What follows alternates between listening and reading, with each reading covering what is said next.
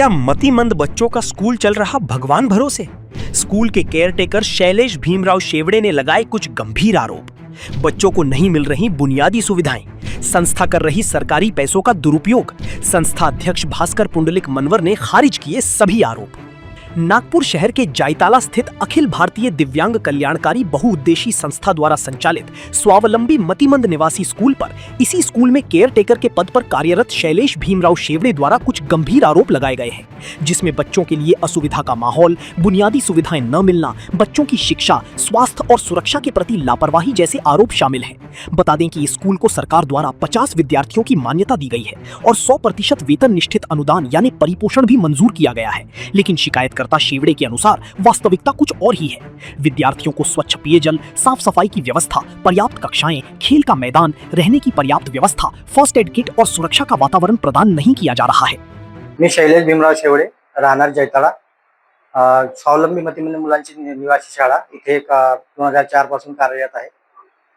तिथे मी गेल्या अनेक वर्षापासून विनावेतनाने काम केलं। त्याच्यानंतर संस्थेला 2015 ला अनुदान आले आहे। मी आरोप केलेले आहे संस्थेवर, संस्थापक भास्कर मनवर सर यांच्यावर आरोप केलेले आहे की त्यांची जे शाळा आहे, त्यांनी जे मुलांची देखरेख आहे, व्यवस्था आहे, संडास बाथरूमची व्यवस्था आहे, राहण्याची सोय आहे, या सगळ्या सोयी सुविधा उपलब्ध नाही आहे। ही माझी आरोप आहे। तसेच ते ज्या शाळेच्या आधारावर अनुदान घेतात, ते अनुदान पण त्या कामामध्ये लावत नाही आणि ते शाळेमध्ये वापरत नाही आणि त्यामुळे ही व्यवस्था खोळंबलेली आहे। त्याचं असं आहे की ते प्रायव्हेट त्यांची प्रॉपर्टी आहे, कुठे आहे त्याची कुणालाही याची जाणीव नाही आहे। परंतु जे फंड त्यांना शासनाकडून येतो, ते शासनाचा फंड आजपर्यंत त्यांनी शाळेसाठी किंवा मुलांसाठी वापरलेला नाहीये। त्यामुळेच ही परिस्थिती निर्माण झाली आहे आणि मुलांची गैरसोय आजही होऊन राहिली आहे। कारण गेल्या 10 वर्षापासून त्यांना फंड मिळून राहिलाय। मी हे सर्रास म्हणतो की त्यांनी हा जो फंड घेतलेला आहे शासनाकडून, तो स्वतःच्या खर्चासाठी आणि स्वतःची प्रॉपर्टी जमा करण्यासाठी तो फंड वापरतात। आतापर्यंत तर हे सांगता येणार नाही की अनुदान तर त्यांना 2015 ला मिळालेलं आहे आणि त्याच्या आधी ते डोनेशनवर काम त्या शाळा चालवते। पण 15 पासून त्यांना अनुदान भेटलं आणि 100% परिपोषण अनुदान भेटलंय। त्याच्यामध्ये दर वर्षाला त्यांना 15 ते 20 लाख रुपये येतात। तर 10 वर्षानुसार समजा 1.5 करोड रुपयांचा त्यांचा फंड जमा झालेला आहे किंवा त्यांनी तो हो 1 ते 1.5 करोड रुपयाचा त्यांनी तो पूर्ण फंड घेतला आहे आणि तो घोटाळा त्यांनी आपल्या स्वतःच्या प्रॉपर्टी बनवण्यासाठी किंवा स्वतःच्या वापरासाठी खर्च घेतलेला आहे। सरकारकडून या संस्थेला 50 मुलांची मान्यता आहे, पण 50 मुलांची मान्यता असताना 50 मुलं ठेवण्याची पण सरकारची हे आहे, विनंती आहे किंवा मग त्यांच्यावर हे असते। परंतु संस्था ही 50 मुलं न ठेवता 20 ते 22, 25 मुलं असे मुलंच ठेवतात आणि त्यांचीच फक्त पुरेपूर मागणी पूर्ण होत नाही किंवा त्यांच्या सोयी सुविधा पूर्ण होत नाही। 50 मुलांची मान्यता आहे, परंतु उपस्थिती फक्त 20 ते 25 मुलांची असते। हे त्यांनी कागदपत्री पोर्टलवर अपलोड केलेले आहे। मुलांच्या जे मुलं उपस्थित राहत नाही किंवा जे मुलं वर्षभर येतच नाही, त्या मुलांचे डॉक्युमेंट्स घरून डॉक्युमेंट्स घेऊन त्याच्यावर पोर्टलवर अपलोड केलेले आहे। परंतु ते मुलं वर्षभर येतच नाही आणि त्या आधारावर हे आपलं परिपोषणचा फंड काढून घेतात। हे पूर्णपणे बोगसच आहे। कारण जर हे कागदोपत्री 50 विद्यार्थी दाखवतात, परंतु रियालिटीमध्ये तिथे फक्त 20 ते 25 मुलांची राहण्याची सोय आहे आणि ती 20 ते 25 मुलंच राहतात। हे माझं ठाम आहे आणि मी तिथे प्रत्यक्ष असल्या कारणाने मला याची पूर्णपणे माहिती आहे। मी आजपर्यंत सगळे म्हणजे दिव्यांग सक्षमीकरण विभागाला तक्रार केली आहे, प्रादेशिक समाज कल्याणला पण तक्रार केली आहे, आयुक्तालयामध्ये पण तक्रार केली आहे, दिव्यांग कल्याण सचिवला पण तक्रार केली आहे की या शाळेवर जी शाळा आहे त्या शाळेची शासनाकडून परिपोषण 100% मिळते आहे, परंतु त्या 100% परिपोषणाचा जो फायदा आहे तो मुलांना मिळत नाही। माझी माग हेच आहे की ज्या मुलांना आपण दिव्यांग मुलांना सेवा देण्यासाठी शाळा उघडली आहे, त्या मुलांची जे सेवा करायला पाहिजे किंवा त्या मुलांना सोयी सुविधा द्यायला पाहिजे, त्या सोयी सुविधा उपलब्ध व्हायला पाहिजे आणि त्यांच्यावर कुठलाही अन्याय नको व्हायला। माझी मागणी हीच आहे की संस्थेचे जे संस्थापक आहे भास्कर मनवर यांच्यावर कारवाई व्हायला पाहिजे की यांनी आजपर्यंत फंड घेतला, फंड घेऊन सुद्धा पण मुलांची गैरसोय होऊन राहिली आहे, तर ती गैरसोय नको व्हायला आणि त्या गैरसोयीमध्ये मुलांची हेळसांड नको व्हायला, हीच माझी मागणी आहे आणि त्या मुलांना योग्य न्याय मिळाला पाहिजे. शेवले द्वारा लगाए गए आरोपों के पीछे की वास्तविकता जानने के उद्देश्य से हमने स्वावलंबी मतिमंद निवासी स्कूल का दौरा कर संस्था के अध्यक्ष और स्कूल के मुख्याध्यापक भास्कर पुंडलिक मनवर से बात कर उनका भी पक्ष जानने का प्रयास किया. मी भास्कर पुंडलिक मनोहर, अखिल भारतीय अपंग कल्याणकारी बहुउद्देशीय संस्था जयताळा नागपूर या संस्थेचा अध्यक्ष आणि स्वावलंबी मतिमंद मुलामुली निवासी शाळा आतापर्यंत मुख्याध्यापक म्हणून काम पाहतो. 100% भरण पोषण म्हणजे आमची ही शाळा 1999ला संस्था सुरू झाली, त्यासोबतच शाळा सुरू झाली. मागचे 20 वर्ष एकही नवीन पैशाचं अनुदान शाळेला या संस्थेला नव्हतं. ते 2015 साली आम्हाला पास झालं आणि जवळपास 18 पासून कर्मचाऱ्यांना 50% हे मानधन पास झालेलं आहे. तर मागचे 20-22 वर्ष आम्ही जी मी संस्था चालवली ही अत्यंत समाजाच्या मदतीवर आणि मागून मागून दान धर्मातूनच चालवलेलं आहे. त्यामुळे एकही पैशाचं अनुदान नसताना एवढ्या सर्व शाळेचा खर्च भागवणं, मुलांचं जेवणाचा खर्च भागवणं हे माझ्या आवाक्याच्या बाहेर होतं. आणि एक जिद्द म्हणून किंवा एक या मुलांबद्दलचं देणं म्हणून आपण ही शाळा चालवलेली आहे. आता जे काही आहे तर त्याच्यामध्ये आम्हाला 2-2 वर्ष अनुदान मिळत नाही. तर याच्यामध्ये माझे 2016-17 15-16 16-17चे 8 लाख रुपये आमचे अजूनही शासनाकडे बॅलन्स आहेत. 24-25चे 40% पैसे मिळाले नाही आणि 25-26चं पण अनुदान मिळालं पाहिजे, त्याचा काही पत्ता नाही आहे अजून. तर हे सर्व असताना सुद्धा आम्हाला मात्र जे काही मुलांसाठी करावं लागतं ते आम्ही करतोच आणि करत आहे. पिण्याच्या पाण्याचा वॉटर कूलर आणि फिल्टर इथे लावलेला आहे, तुम्ही बघू शकता, बाहेरच लागलेला आहे. आम्ही स्वच्छतेच्या बाबतीत सर्व लोक मिळूनच काम करतात. जे करत नाही तर ते पण काम आम्ही राहू देत नाही. तर मी जवळपास 5 लोक माझ्या स्वतःच्या संस्थेच्या पैशामधून इथे काम करतात बाहेरून. मी 25,000 रुपये एक्स्ट्रा त्यांच्यासाठी पे करतो आहोत. म्हणून स्वच्छतेचा मी कुठे प्रॉब्लेम ठेवला नाही, कारण की मी स्वतः शिक्षक होतो. मी 6 वर्ष दुसरीकडे काम केल्यानंतर मी बघितलं की या भागामध्ये दक्षिण पश्चिम म्हणा किंवा ग्रामीण भागामध्ये अशा मुलांसाठी शाळा नाही आहे. माझ्या स्वतःच्या मामे बहिणी 2 बहिणी मतिमंद असल्यामुळे माझ्या मनामध्ये तशी भावना निर्माण झाली की काही जे मुलं शाळेपर्यंत पोहोचू शकत नाही, शहरापर्यंत पोहोचू शकत नाही, त्यांच्यासाठी आपण शाळा काढावी आणि म्हणून आपण काही देऊ शकत नाही तर या मुलांसाठी कमीत कमी आपलं एज्युकेशनच आपलं डोनेट करायचं, ही भावना मनात ठेवून मी माझ्या घरात तशी परवानगी घेऊन आम्ही माझे सहकारी आहेत, शिक्षक वर्ग आहे, त्यांच्या सर्वांच्या सहकार्यामुळे मी हे काम करू शकलो. राहिलं ग्राउंडचं, तर शहरामध्ये जागा खरेदी करणं, अनेक शाळा इथे जवळपास 7-8 शाळा आहेत. बर्डीवर असेल, कोणत्या हे शाळा असेल मतिमंद, त्यांचं वरच्या माळ्यावर कुठं आहे तर कुठे खालच्या माळ्यावर आहे. त्यांना कुठेही प्रकारची ग्राउंड नाही आहे मुलांसाठी, पण आमचं तसं नाही आहे. ही जागा सुद्धा आम्हाला इथले जे मान्यवर मंडळी आहेत त्यांनी आम्हाला हे म्हणजे गावठाणमधून जागा मिळवली मी, आणि इथे पण जागा आहे समोर आमच्यासाठी सोडलेली आहे. इथे संत जोसेफ शाळा आहे, नेहमीच आम्हाला ग्राउंड मध्ये मुलांना अलो आहे त्यांच्यावर. इथे खाली मूर्तीजवळ आमचं जे धम्माचं जे हे आहे तिथे जवळपास 1 एकर जागा अशी खाली मुलांना फ्रीच राहते. आणि आमच्या इथेच लागून मंदिर आहे, तर जवळपास 20-25 हजार स्क्वेअर फीट जागा खाली आहे. कधीच कोणी काय म्हणत नाही, गेट नेहमी मंदिराचा उघडा राहतो. तर एवढी सर्व जागा उपलब्ध असताना जागा नाही म्हणणे किंवा जाणूनबुजून त्याचं बदनामी करण्याचा जो प्रयत्न आहे हा या मुलांच्यासाठी तरी करू नये. कारण की अशा शाळा उभं राहायला खूप वर्षानुवर्ष जवळपास 3 दशक मला स्वतःला लागले. माझ्या इथे एक कर्मचारी आहेत, 2 जण काळजीवाहक आहेत, पती पत्नी.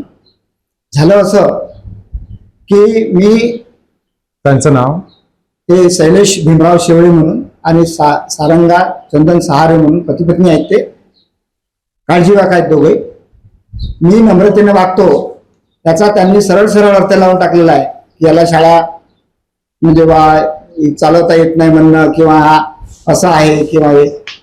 त्याचं कारण असं आहे की मागचे 20 वर्ष अनुदान आम्हाला नव्हतं, त्यामुळे सर्वांशी प्रेमानं वागून ही शाळा इथपर्यंत आणावी लागली, टिकवावी लागली. हिला खूप सर्वांना हात जोडूनच सर्व ते करत करत मागूनच चालवावं लागलं. त्यामुळे हे जे काही दबाव देऊन नाही करतायत ते प्रेमानं करून घेतलं जाऊ शकते किंवा हे यांनी याचा अर्थ लावून टाकला. दोन्ही नवरा बायको इथे येतात, ही रूम त्यांच्यासाठी कर्मचाऱ्यांसाठी शिक्षकेतरसाठी दिलेली आहे. तिथे बसतात. मोबाईल हळून आपल्याला पाहायचा असेल तर हळून लावायला पाहिजे किंवा हे आम्हाला तिथेही बसलो असलो तरी बी मला आवाज येते, इथे बसलेल्या बाबूलाही डिस्टर्ब होते, जोरजोरात. आणि इथे पायावर पाय घेऊन सकाळी आलो तर टेबलवर बसून होतात. काळजीवाहक आणि एक काळजीवाहक जर समजा ऐकत नसेल तर त्याचं बघून दुसरा काळजीवाहक ऐकत नाही, तिसरा ऐकत नाही, चौथा ऐकत नाही. तो स्वतः शासनाचा मागच्या 5 वर्षापासून पेमेंट घेत आहे. एकही गोष्ट न ऐकता काही म्हटलं की अंगावर येणे असं जर होत असेल तर त्या संस्था चालकांनी काय दररोज काय तिथे का भांडणं करायचे का? त्याच्यासाठी थोडी आपण संस्था चालवत असतो किंवा आमच्या मुलाचं काम त्या अशा सिच्युएशन मध्ये होऊ शकत नाही. आणि म्हणून मी नम्रतेनं, कारण की मी त्या लोकांचा वसा घेतलेला आहे.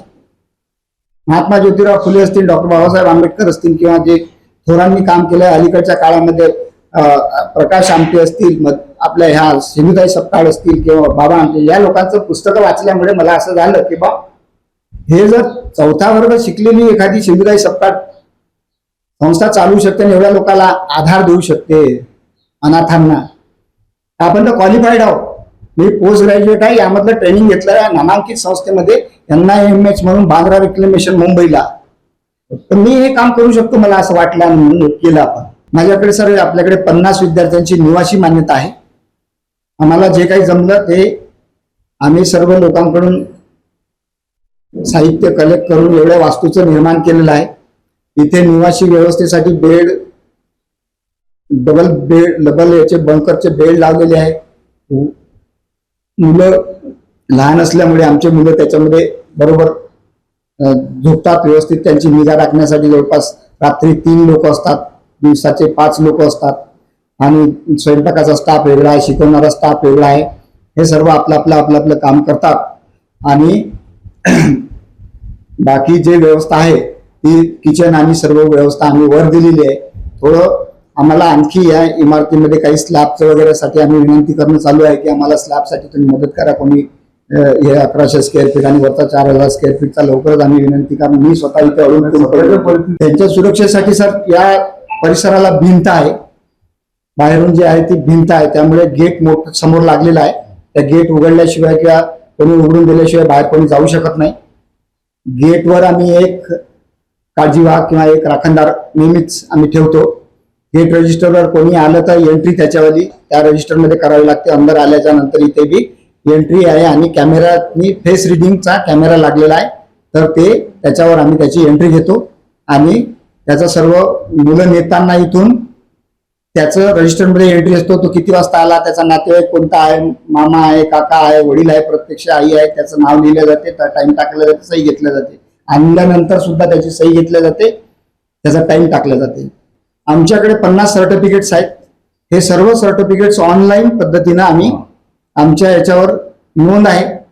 ते असल्याशिवाय तिथे टॅली करतात. जिल्हा समाज दिव्यांग समाज कल्याण आता आहे तिथे टॅली करतात. तेव्हाच ते जर कमी असेल एखादे सर्टिफिकेट तर तुम्हाला एक सर्टिफिकेट कमी आहे म्हणून तसं लिहून देतात.